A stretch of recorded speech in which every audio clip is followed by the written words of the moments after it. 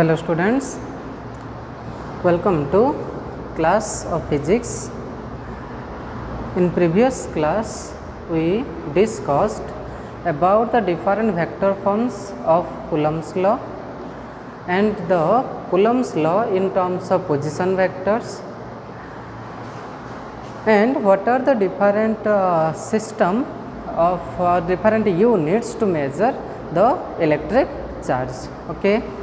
In this lecture we discuss another two important thing, that is some observations about the Coulomb's law, and second thing is about the variation of electric force with the gravitational force. Okay.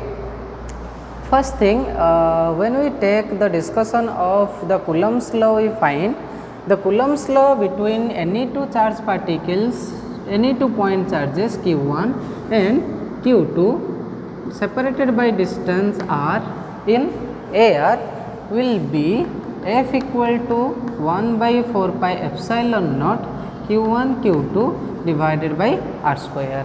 Okay. And its direction is along the line joining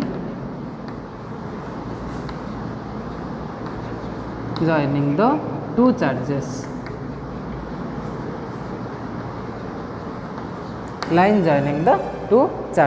Okay. So now let us take some different observations that the Coulomb's law poses. Okay.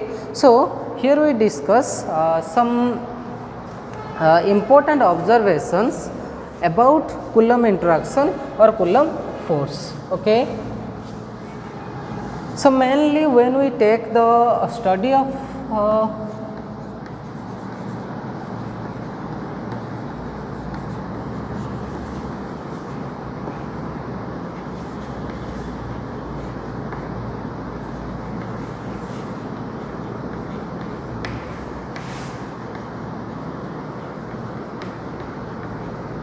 some observations about Coulomb interaction. Okay.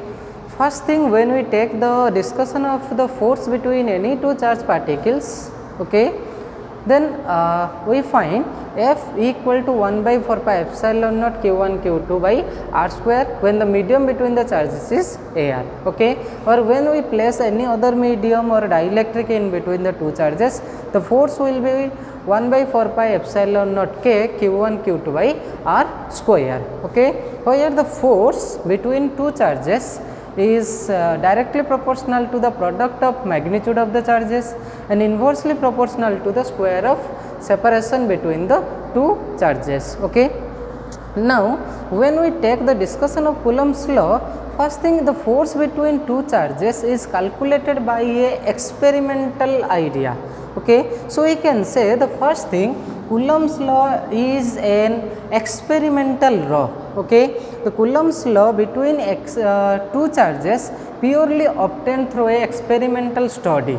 Okay. So we can say Coulomb's law is an experimental law. Coulomb's law is an experimental law because the force is calculated through an experimental study. Second thing, when we calculate the force between the two charges, we take the two charges as a point charge. Okay. That means we can say Coulomb's law, second thing, Coulomb's law is valid only for point charges. Okay. What is a point charge? Point charge is a charge having very small dimension. Okay. Third things, when we calculate the Coulomb force between any two charged particles, we find Coulomb's force between any two charged particle is a mutual interaction between the two charges. Okay. Coulomb force is a mutual interaction. That means we can say if I consider two different charges, one is q1, another one is q2 and separated by distance is r. Okay. Then we can say in such case F21 vector magnitude is equals to F12 vector magnitude. Okay. Both the charges acts one upon another but the magnitude of both the charges are equal. Okay, when you consider two different charges and when you calculate force on one upon another or second upon first, first upon second, in such case we find both the magnitude of the forces are equal. So we can say it is a mutual interaction between the two charge particles. So we can say Coulomb's law between any two charge particle is Coulomb's law, Coulomb's force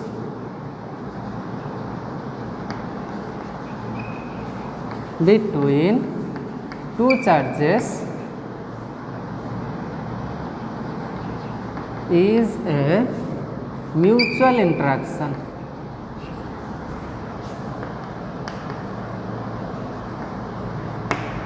Okay. Fourth thing we can take that is Coulomb interaction when we take the discussion of the force between any two charge particles, that is the Coulomb force is not affected by the presence of third charge. Okay. That means we can say if we take two different charges Q1 and another one is Q2, and if we bring third charge particle suppose Q3 near to Q1 and Q2, then in such case Coulomb force is not affected. Okay. As we already discussed that Coulomb force always applicable when the charges are at rest. Okay. So the presence of third charge does not affect the Coulomb force. Okay. So fourth thing is the Coulomb force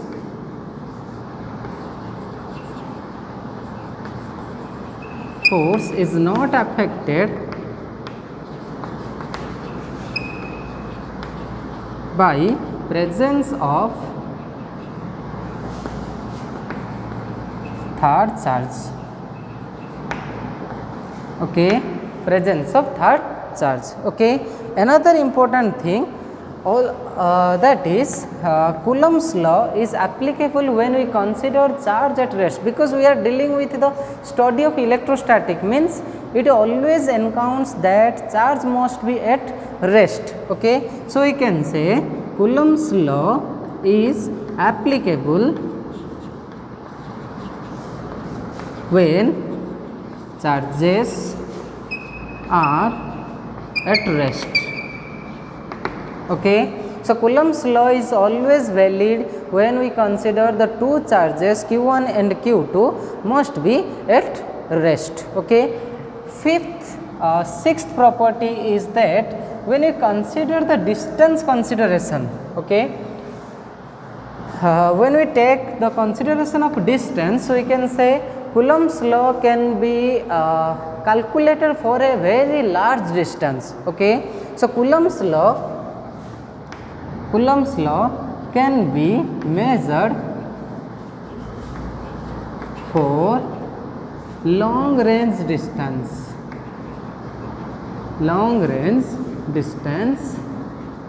But question is about the short range. Okay. But and a short range of 10 to the power minus 13 meter. Okay. So Coulomb force between any two charge particle can be taken up to a very large distance, but when we consider the short distance case, the short distance that we can obtain up to a 10 to the power minus 13 meter. Okay. Why we cannot move below 10 to the power minus 13 meter? Because when we move below 10 to the minus 13 meter, there will be predominance force. Okay. The predominance force will be act, that predominance force is called nuclear force. Okay. So when we move below 10 to the power minus 13 meter, so the predominance effect is nuclear force. That is why we cannot take the short range between the two charges below 10 to the power minus 13 meter. Okay. It may take any long range.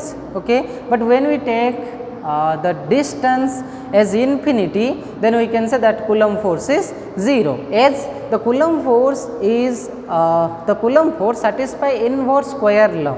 The next point we can say the Coulomb force number 7, Coulomb's law obeys inverse square law. Inverse square law, that equals to F proportional to 1 by r square. Okay. So, Coulomb force satisfy the inverse square law. Okay. Another property or another observation about the Coulomb's law is that Coulomb's law is always depends upon Coulomb force always depends upon the magnitude of the two charges.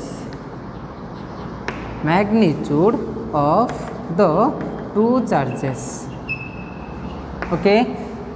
So, the Coulomb's law obey inverse square law and it always depends upon the magnitude of the two charges that we are taken into consideration for calculation of the Coulomb force. Okay. Another property is that always Coulomb's law is conservative in nature. Okay. Another point we can say Coulomb's force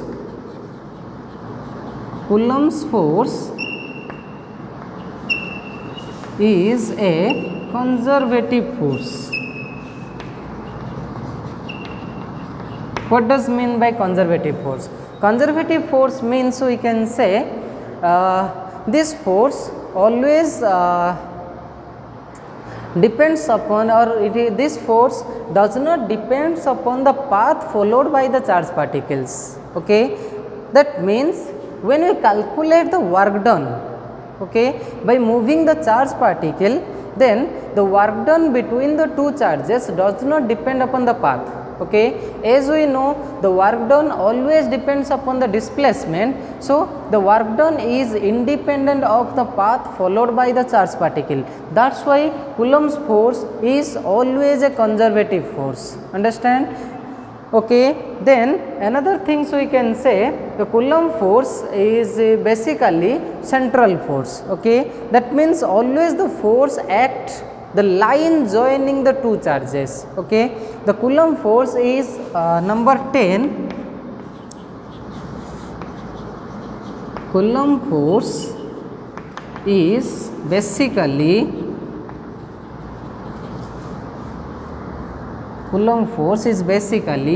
a central force.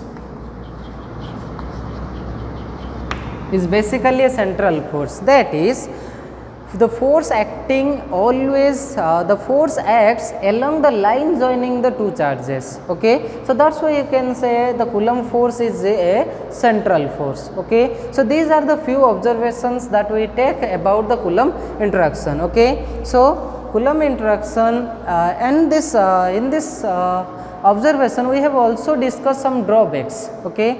Drawbacks of Coulomb interaction. Okay. So, you may also point out some drawbacks here that we discuss in a different 10 points. Okay. I will find some drawbacks on Coulomb's law, that is the Coulomb's law is valid. Okay. So, you may make a note that some drawbacks about the Coulomb's law. Okay. First drawback we can say Coulomb's law is only valid for a point charge. Okay.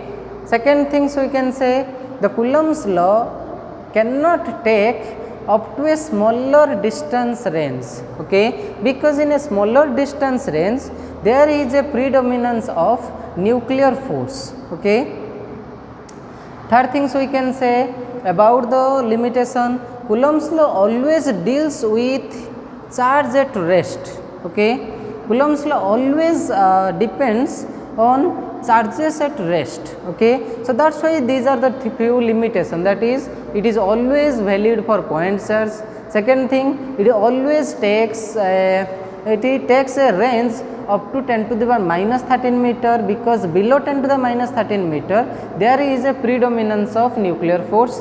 Okay. Third thing is that the Coulomb's law always takes place when charges are at rest. Okay, so these are the few limitations of Coulomb's law, and these are the different observations that we get from the Coulomb's law. Okay, so now take the study of comparison between a electrostatic force and a gravitational force. Okay, when we take the study of electrostatic force, we can say always electrostatic force takes place, the study of force between two charges at rest. Okay, but gravitational force always takes place when we consider the two massive bodies. Okay, so what are the basic comparison between electric force and gravitational force? Okay, so now our part of discussion is comparison between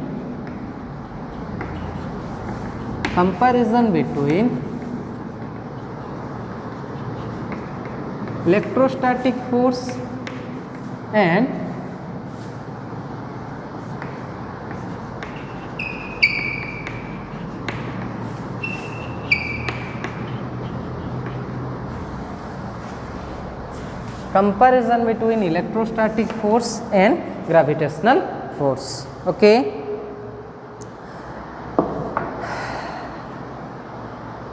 First thing, if we take the study of electrostatic force,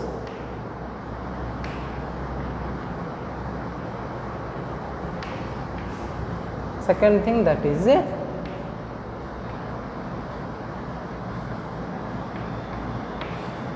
okay.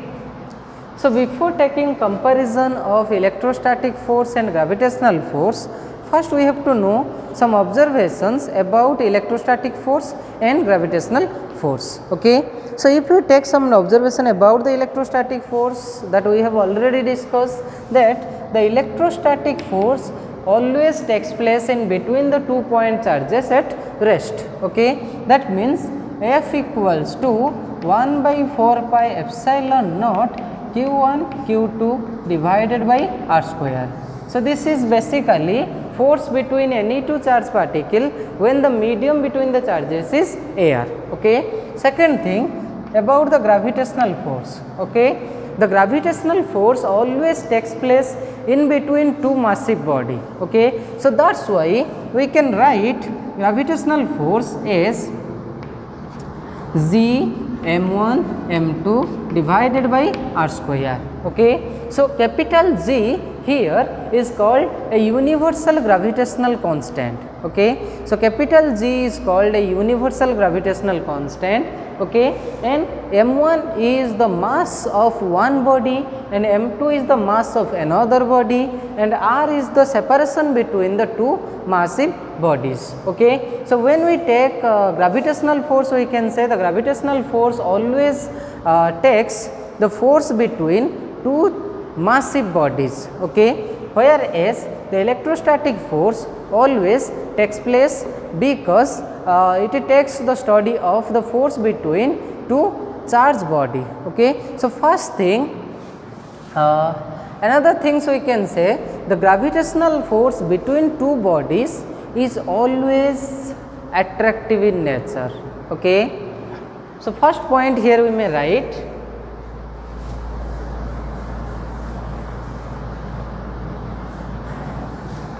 first point we may take, it is the force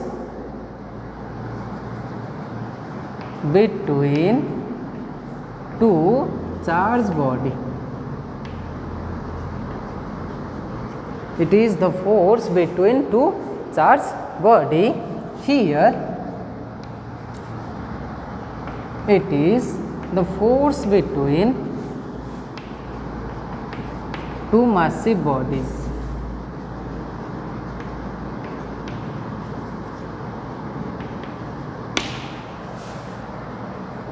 Between two massive bodies separated by some distance. Okay. Second thing, when we take the consideration of action of force, okay, always the action of force in case of gravitation is attractive in nature. Okay, because gravitational force always attractive. Okay, so gravitational force is always attractive, always attractive, always attractive in nature, whereas electric force may be attractive or repulsive. Okay, so electrostatic force may be attractive or may be repulsive. Okay, it takes place the interaction between two charged body, and it takes place the interaction between two massive body. Second thing, electrostatic force may be attractive or may be repulsive, but the gravitational force is always attractive. Another point is that electrostatic force Fe equals to, okay, the electrostatic force is 10 to the power 36 times the gravitational force. Okay, the electrostatic force between if we consider two same type body. Okay, so how we calculate this relation? Suppose we measure electrostatic force in case of two charged body like electron, or we may take that is a proton. Okay, and when we consider the electrostatic force between the same charged body, and when we measure the gravitational force between that two body, then we can find the relation electrostatic force equal to 10 to the power 36 times the gravitational force. Okay, so you may take the two proton or two electrons. Okay, so that will be in the order of 10 to the power 36 times the gravitational force. Okay, so here we may write gravitational force equal to 1 by 10 to the power 36 times the electric force. Okay. Fourth thing is that electric force is a long range force. Long range force. Okay. That means it may take up to a very large distance, whereas gravitational force is also a long range force. Okay, so gravitational force is a long range force and electric force is also a long range force. Okay, another point that is both satisfy the inverse square law. Okay, so number 5 we can say both satisfy electrostatic force, satisfy the inverse square law. Okay, and also the gravitational force also satisfy the inverse square law. Okay, both the force satisfies the inverse square law. Another things about the conservative nature. Okay,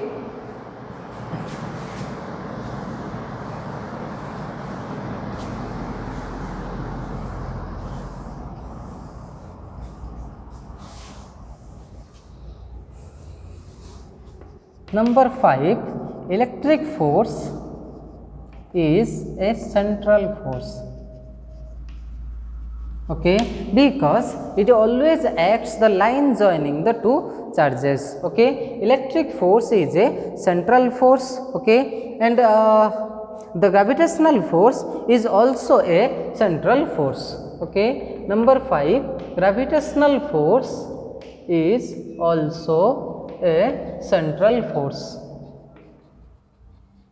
Okay, another point is about the conservative. Okay, number 6, electric force is conservative nature in nature, and here gravitational force is also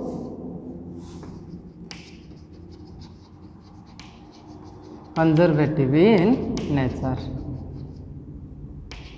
Okay, so electric force is conservative in nature and gravitational force is also conservative in nature. Okay, another things is about the Newton's law. Okay, electric force obeys Newton's third law. Newton's third law, and gravitational force also obeys Newton's third law. Okay, what is Newton's third law? You everyone know, that is every action has a equal and opposite reaction. That's why F21 equals to F12. Okay, that means the magnitude of the force on Q1 Q2 equals to the magnitude of force on Q2 and Q1. Okay, so that's why Newton's it obey Newton's third law. Okay, that means both the forces or magnitude of the force between two charged body or between two massive bodies are always equal. So they satisfy Coulomb's law. So these are the few points that that we take in comparison between the electric force and the magnetic force, sorry, electric force and the gravitational force. Okay, so now let us take the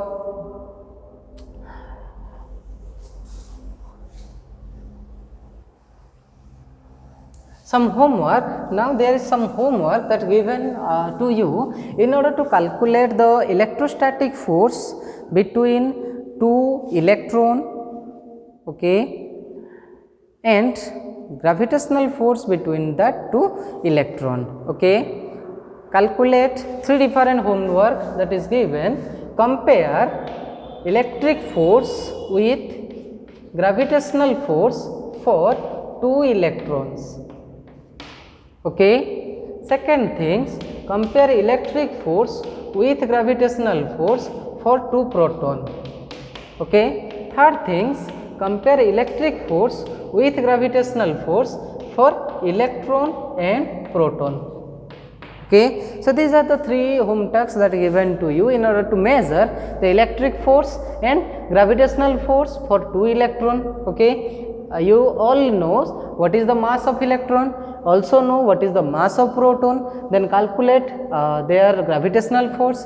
You also know the charge of electron, you also know the charge of proton, then calculate the electric force, then compare the electric to the magnetic gravitational force. Okay, so these two home tasks are given to you in order to measure the comparison between the forces of electric and forces of gravitation between the charged body like electron and proton. Okay, so in next class we discuss about another important thing, and that is very interesting thing, that is continuous distribution of charges. Okay, thank you.